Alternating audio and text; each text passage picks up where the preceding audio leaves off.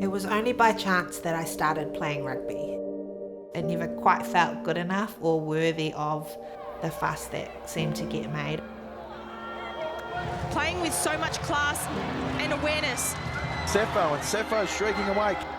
And hasn't she been phenomenal for Australia? I wasn't coping until I completely couldn't. I found an incredible community in rugby.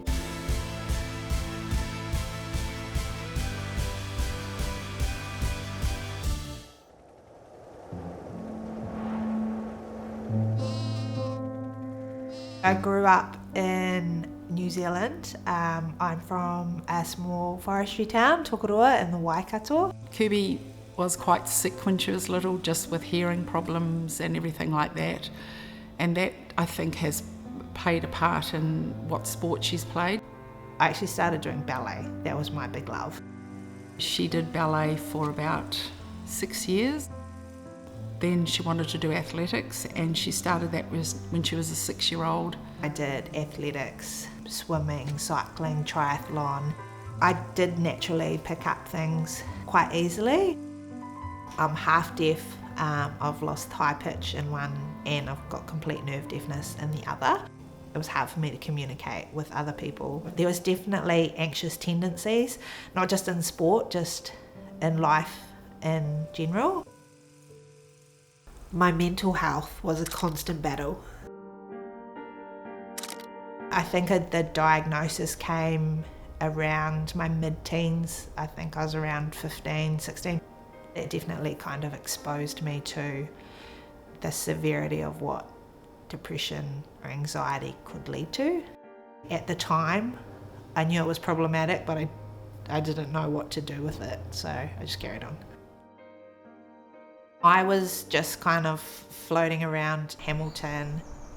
Things with my mental health and my behaviours had probably gotten a lot worse. I was just sort of self-destructing in Hamilton, and then I decided to make the move over here to Australia. I just needed a clean slate, and I needed to get out of where I was. Everything changed when I found rugby. When I moved to Australia, I took up dragon boating. And then when she moved, and she knew my dragon boat friends, so she thought, oh, well, I'll give that a whirl.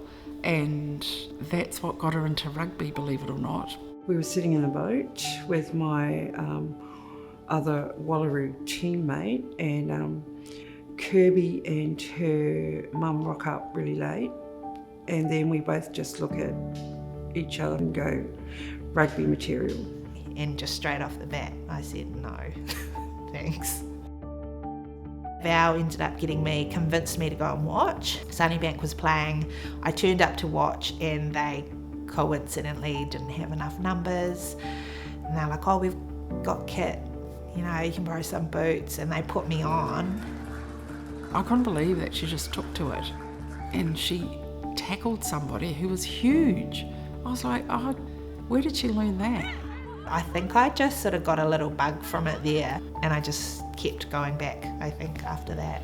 She didn't give up. It was like rugby is a hard sport, but she stayed with it. I think they saw the potential in her being able to become a better player. A Queensland Reds coach that was there mentioned to Val to ask if I wanted to go along and trial, and again I just said no, thank you. But Val and another person, Paris, they actually picked me up and they took me to the Queensland trials. I ended up making the 23 squad, and I had about 4 games of footy under my belt. And I don't think Kirby expected to be selected, but we were just over the moon for her that she was selected. I met her at Queensland Reds, and it was actually a really funny situation. We were doing line-out practice, and no one actually knew that Kirby was deaf in the left ear, and we kept calling these line-out calls, and Kirby, she just wasn't getting it. And we were like, mate, what's going on, what's going on? And all of a sudden she said, I'm deaf in my left ear, you need to talk to my right ear. And once we got that sorted, it was all smooth sailing from there. I had finally made it, and then I just left. Being offered a contract for sevens it's a pretty vivid memory, because again, I often questioned why I was ever in that environment. It never quite felt good enough or worthy of the fuss that seemed to get made over it. Whereas I would be so excited for, friends or family who had done things, but I just couldn't quite give myself the same celebration. Once I got down there, even then I wasn't consciously aware that I wasn't coping until I completely couldn't. She gives it everything that she's got, and she is strong, but everyone has their point of what you can take. Things had finally reached an end point for me where I just was almost like hysterical one night. I was living with Shano, and with her help, she obviously knew things weren't going well. We'd try and help each other out, and I was always the bubbly one to try and, bring the energy and stuff like that. But yeah, there were definitely days where Kirby struggled and we needed that extra help. Shano was really great. She contacted my mum back in Brisbane. She basically packed up a travel bag of mine, booked me a flight. I came back to Brisbane, and I never went back down there to play again. The best thing for her at that time was to go back to Brisbane and be back around a support network. The thing that makes me most proud of Kirby is the way that she realised herself and she actually got help. It was hard for me to see the light at the end of the tunnel. You could see a transition. You could see her come out of the darkness and then want to be part of getting on with life, and then going back and playing rugby again. I just came back and went back to club and went back into the Reds. It gave me a bit of purpose again. Inaugural Super W season, I ended up captaining the Reds for that. So that was special, and that helped me personally as well feel like I just had a lot more still left to offer.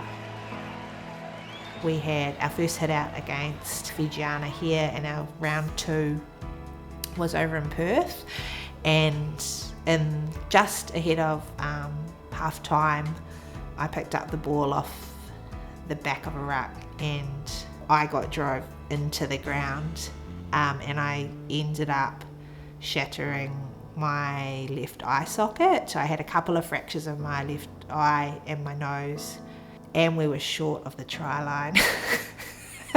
So I didn't even score. I didn't know it at the time, but that was the last game that I was going to play. Now, my mission is to inspire women in sport and in our community. She always puts others before herself. I think a lot of those attempts to return from injury were because she wanted to play one more season with her coach, play one more season with her teammates, because that's how much those people mean to her. She's always about supporting the people next to her. She's always about putting others first before her, and it's a true test of character of what she's been doing. She's obviously got a new organisation now, subbed her in, and it's great to see that she's been able to use her experiences through sport and able to pass on those experiences to others as well. Sub her in is something that creates resources and workshops for young girls and women using a vehicle of sport. I'm finishing up my postgrad in psychology, which hopefully goes hand in hand to create the resources that can be shared with these young people. Renz and I are having our first child in November, and that's probably like the biggest and best distraction. If you know Kirby Sefo, she's driven, man, so yeah, I think she's going to be the best mum. I can't wait, and we're having a girl.